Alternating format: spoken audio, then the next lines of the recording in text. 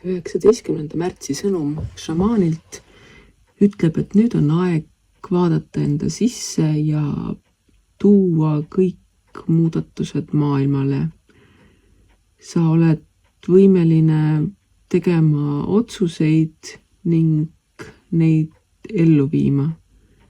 Ei ole vaja karta teiste arvamusi, ei ole vaja mõelda, mida ma teen või ei tee, vaid usaldada ennast, teada oma elutarkuste, oma läbielamiste, oma kogemuste jõudu ning selle põhjal tegema muudatusi.